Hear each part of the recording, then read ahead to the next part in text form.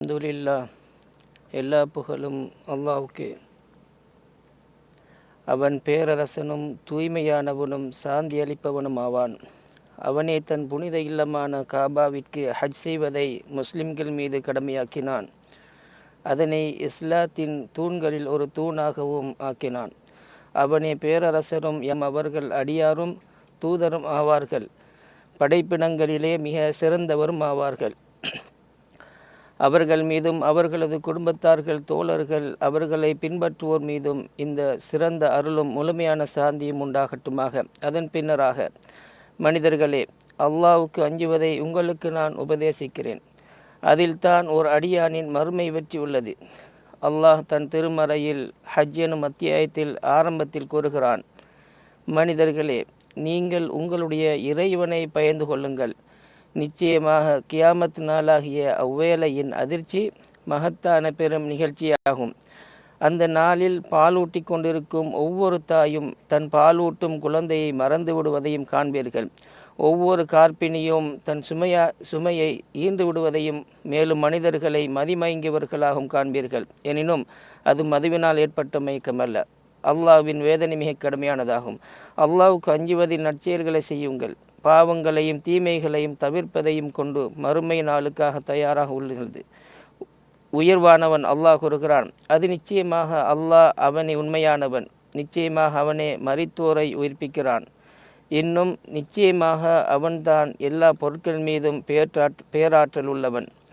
கியாம நாள் நிச்சயமாக வரும், இதில் சந்தேகமே இல்லை. கபர்களில் இருப்போரை நிச்சயமாக அல்லாஹ் உயர் கொடுத்து எழுப்புவான். மறுமை நாளுக்காக தயாராகுவதில் மிக மகத்தானது அல்லாஹுவை மட்டுமே வணங்குவதும், அவனை தவிர உள்ளவரிடத்தில் பிரார்த்திப்பதை கைவிடுவதையும் தௌஹீதாகும். இன்னும் எவ்வாறு அல்லாஹ் அல்லாதவர்களை அவன் அழைக்கிறான். தனக்கு தீங்கிழைக்க முடியாத, இன்னும் தனக்கு நன்மை செய்ய முடியாத ஒன்றையே அவன் அழைக்கிறான். இதுதான் பெரிய வழிகேடாகும். எவனது தீமை அவனது நன்மையை விட மிக நெருங்கி இருக்கிறதோ அவனையே அவன் பிரார்த்திக்கிறான். திடமாக பாதுகாவலனும் கெட்ட அவனை அண்டி நிற்பவனும் கெட்ட தோழனே. இன்னும் எவன் அல்லாஹ்வுக்கு இணை வைக்கிறானோ அவன் வானத்திலிருந்து விழுந்தவனை பறவைகள் வாரி எடுத்து சென்றது போலும், அல்லது பெருங்காற்றடித்து அவனை வெகு தொலைவில் ஓர் இடத்திற்கு அடித்து சென்றது போலும் ஆகிவிடுவான். இன்னும் ஈமான் உடையவர்களின் அடையாளமே தௌஹீதாகும். ஆகவே உங்கள் நாயன் ஓரே நாயன், எனவே அவனுக்கே நீங்கள் முற்றிலும் வழிபடுங்கள். நபியே, உள்ளச்சம் உடையவர்களுக்கு நீர் நன்மாராயம் கூறுவீராக. அவர்கள் எத்தகையோர் என்றால், அல்லாஹ்வின் நினைவு கூற பெற்றால் அவர்களுடைய இதயங்கள் அச்சத்தால் நடுங்கும். அன்றியும் தங்களுக்கு ஏற்படும் துன்பங்களை பொறுமையுடன் சகித்து கொள்வோராகவும் தொழுகையை சரிவர கடைபிடிப்போராகவும் நாம் அவர்களுக்கு அளித்தவற்றிலிருந்து செலவு செய்வோராக இருப்பார்கள். இவையே இஸ்லாத்தின் தூண்களாகும். அதாவது தௌஹீத் ஓரிரை கொள்கை, அல்லாஹ் அல்லாது வேறு கடவுள்கள் இல்லை என்றும், முஹம்மது ஸல்லல்லாஹு அலைஹி வஸல்லம் அவர்கள் அல்லாஹ்வின் தூதர் என்றும் சாட்சியம் சொல்வதும், தொழுகையை நிலைநிறுத்துதல், ஜக்காத் வழங்குதல், ரமலான் மாதம் நோன்பு நோற்றல் மற்றும் வசதி உள்ளவர்கள் அல்லாஹ்வின் புனித இல்லத்திற்கு ஹஜ் செய்தல் ஆகியவை ஆகும். இவைகளுடன் அல்லாஹ்வுக்கு பயப்படுமாறு உபதேசம் செய்யப்படுகிறது. தன் இறைவனின் முன்னிலை நிற்பதை அஞ்சியவருக்கு 2 சுவன சோலைகள் உள்ளன. மேலும் அல்லாஹுவை வழிபடும் போதும் இன்னும் கஷ்டங்களின் போதும் பொறுமை காப்பதும் உபதேசம் செய்யப்படுகிறது.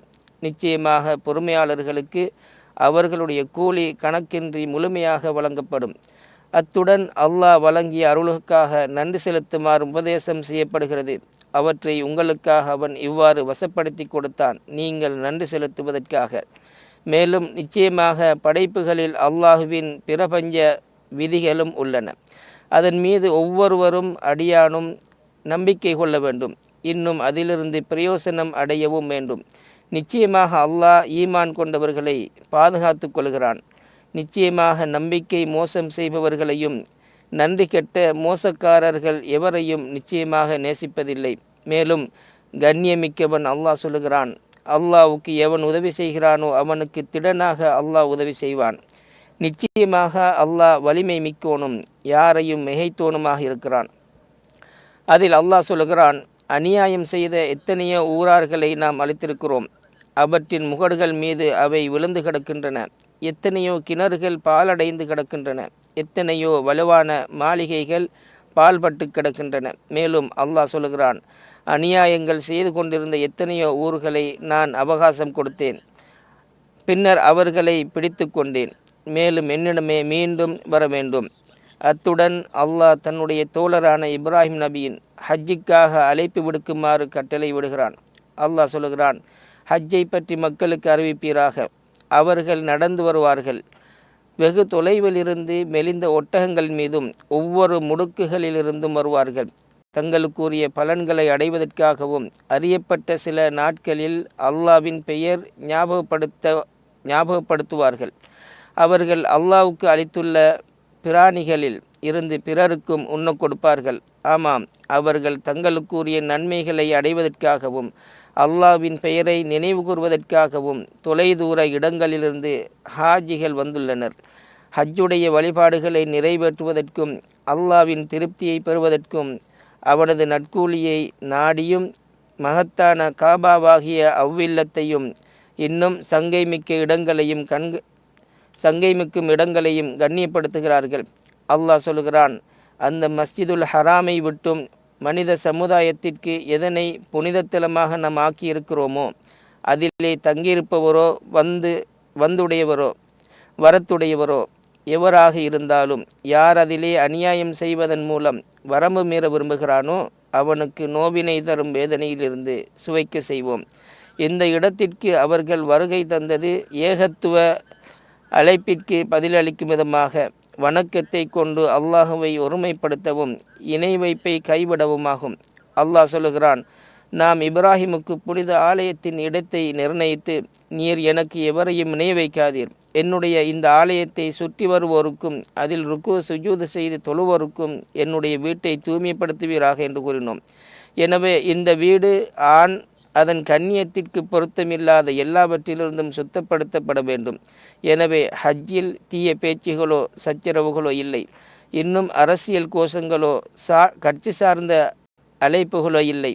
அல்லாஹ்வுக்கு அடிபணிதலும் அவனது நபியான முஹம்மது ஸல்லல்லாஹு அலைஹி வஸல்லம் அவர்களை பின்பற்றுதலும் மட்டுமே இருக்க வேண்டும்.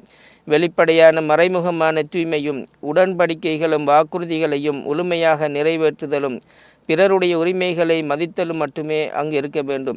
அல்லாஹ் சொல்லுகிறான், இதுவே முறையாகும். மேலும் அல்லாவின் புனிதமான கட்டளைகளை யார் மேன்மைப்படுத்துகிறாரோ அது அவருக்கு அவருடைய இறைவனிடத்தில் சிறந்ததாகும். இதுதான் இறைவன் வகுத்ததாகும். எவர் அல்லாவின் சின்னங்களை மேன்மைப்படுத்துகிறாரோ நிச்சயமாக அது உள்ளச்சத்தால் ஏற்பட்டதாகும். இந்த ஹஜ்ஜிலே ஒற்றுமையும் பரஸ்பரம் அறிமுகமாகிக் கொள்ளுதலும் ஒருவருக்கொருவர் ஒத்துழைப்பதும் மற்றும் இஸ்லாமியர்களிடத்தில் பரஸ்பர பொறுப்புணர்வும் வெளிப்படுகிறது. இந்த வழிபாடுகளை நிறைவேற்றுவதில் அவர்கள் வெவ்வேறு மொழிகளில், நிறங்கள் மற்றும் வெவ்வேறு நாடுகள் சேர்ந்தவர்களாக இருந்த போதிலும் ஒருவரையொருவர் நேசிக்கும் சகோதரர்களாக இருக்கின்றனர். இதனால் அவர்கள் தங்களுக்குரிய நன்மைகளை அடைகிறார்கள்.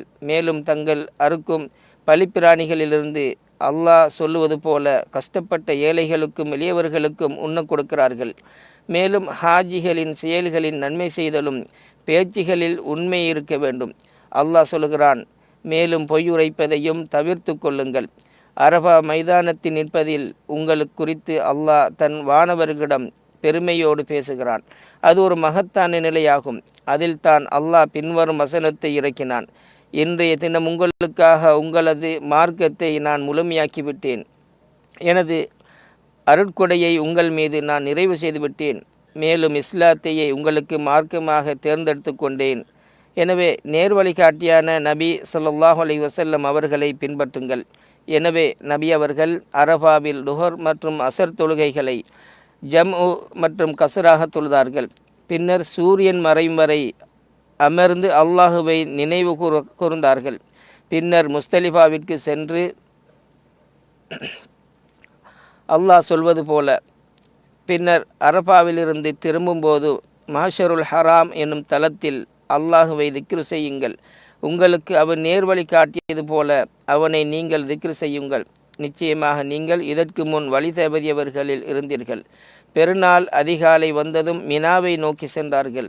அல்லாஹ் சொல்கிறான், பிறகு நீங்கள் மற்ற மனிதர்கள் திரும்புகின்ற இடத்திலிருந்து நீங்களும் திரும்பிச் செல்லுங்கள்.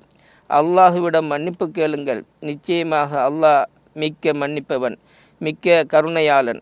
எனவே மினாவை அடைந்ததும் ஜம்ரத்துல் அக்கபா மீது கல்லெறிந்தார்கள். தங்களது பலிப்பிராணியை அறுத்தார்கள். தலையை மலித்து கொண்டார்கள். இன்னும் தலைமுடியை கத்தரிப்பதற்கும் அனுமதி அளித்தார்கள். பின்னர் புனித இல்லத்தை தவாப் செய்தார்கள். அல்லாஹ் சொல்கிறான், அதன் பிறகு அவர்கள் தங்கள் சடங்குகளை நிறைவு செய்யட்டும், தங்கள் நேர்ச்சைகளை நிறைவேற்றட்டும், பூர்வீக ஆலயத்தை தவாஃபும் செய்யட்டும், அமைதியை பேணி ஒழுங்குமுறைகளை பின்பற்றுதலிலும் கவனம் செலுத்தட்டும், நெரிசல்களை தவிர்த்து கொள்வதும் சம்மதப்பட்ட அதிகாரப்பூர்வ அமைப்புகள் வகுத்துள்ள ஒழுங்குமுறைகளையும் பின்பற்ற வேண்டும். தஃப்வீஜ் ஒழுங்குமுறைகளையும் நடமாட்டத்திற்கான வழிகாட்டுதல்களையும் கண்டிப்பாக பின்பற்ற வேண்டும். பொது நலனை பாதுகாக்கவும் ஆபத்து மற்றும் குழப்பங்கள் ஏற்படுதலை தடுக்கவும் ஹாஜிகளின் உயிரை பாதுகாக்கவும் வழிபாடுகளை எளிதாக நிறைவேற்றுவதற்காகவும் ஒழுங்குமுறைகளை பின்பற்ற வேண்டும். மினாவில் அல்லாஹ்வை அதிகமாக நினைவு கூறுவது விரும்பத்தக்கதாகும்.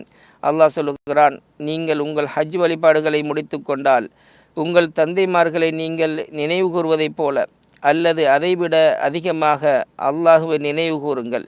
ஐயாமு தஷ்ரீக் நாட்களில் ஒவ்வொரு நாளும் தலா 7 சிறுநாட்களை கொண்டு ஹாஜிகள் 3 ஜம்ராக்களிலும் கல்லெறிவார். இதில் சிறந்த வழிமுறை 13ஆம் நாள் வரை மினாவில் தங்கியிருப்பதாகும். எனினும் 12ஆம் நாளன்றே புறப்பட்டு செல்லவும் முடியும். அல்லாஹ் சொல்லுகிறான், குறிப்பிட்ட சில நாட்களில் அல்லாஹுவின் நினைவு கூறுங்கள். எவர் 2 நாட்களில் அவசரமாக புறப்பட்டு விடுகிறாரோ அவர் மீது குற்றமில்லை. எவர் தங்கி விடுகிறாரோ அவர் மீதும் குற்றமில்லை. இது இறையாச்சமுடையவருக்காகும். நீங்கள் அல்லாஹ்வுக்கு அஞ்சிக் கொள்ளுங்கள். நிச்சயமாக நீங்கள் அவரிடமே ஒன்று சேர்க்கப்படுவீர்கள் என்பதை அறிந்து கொள்ளுங்கள். ஹாஜி தங்களது பயணத்திற்கு முன்னதாக விடைபெறும் தவாபை செய்ய வேண்டும். அல்லாஹ் சொல்லுகிறான், அவன் உங்களை தேர்ந்தெடுத்து கொண்டான். மார்க்கத்தில் அவன் உங்களுக்கு எந்த சிரமத்தையும் ஏற்படுத்தவில்லை.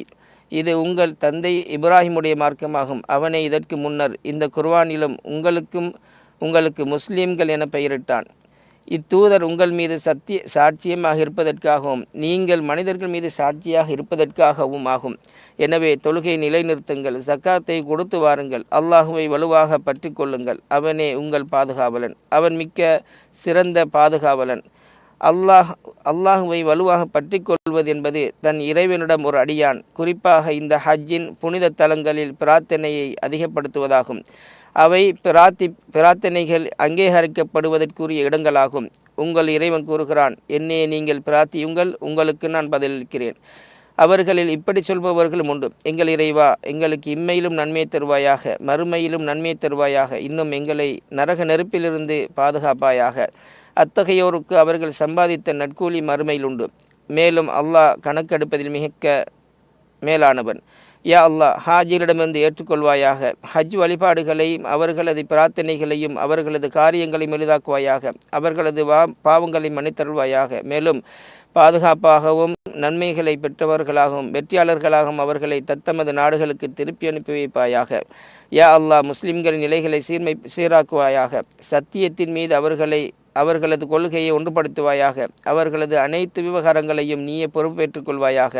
அவர்களது மார்க்க மற்றும் உலகளாவிய அனைத்து சூழ்நிலைகளையும் நல்வழியில் திருத்தி அமைப்பாயாக. யா அல்லாஹ், இரு புனித தலங்களின் காவலர்கள் மன்னருக்கு அனுகூலம் புரிவாயாக. சல்மான் பின் அப்துல் அசீஸ் அவர்களுக்கும் அவரது பட்டத்து இளவரசர் அமீர் முஹம்மது பின் சல்மான் அவர்களுக்கும் இவ்வுலகத்திலும் மறுமையிலும் அவர்கள் இருவருக்கும் நற்கூலி கொடுப்பாயாக. நிச்சயமாக உன்னுடைய அடியார்களுக்காக அவர்கள் நன்மை செய்கிறார்கள். ஹாஜிகள் ஹஜ் கடமைகளை நிறைவேற்றுவதற்கு எளிதுபடுத்துகிறார்கள். இரு சங்கை மிகு பள்ளிகளின் சேவையிலும் அவை இரண்டையும் நாடி வருபவர்களுக்கும் அவர்கள் தாராளமாக செலவழிக்கிறார்கள். யா அல்லாஹ், முஹம்மது ஸல்லல்லாஹு அலைஹி வஸல்லம் அவர்கள் மீது ஸலவாத்து சொல்வாயாக. அவர்களது குடும்பத்தார் மற்றும் தோழர்கள் மீதும் அருளையும் மிகுதியான சாந்தியையும் பொழிவாயாக.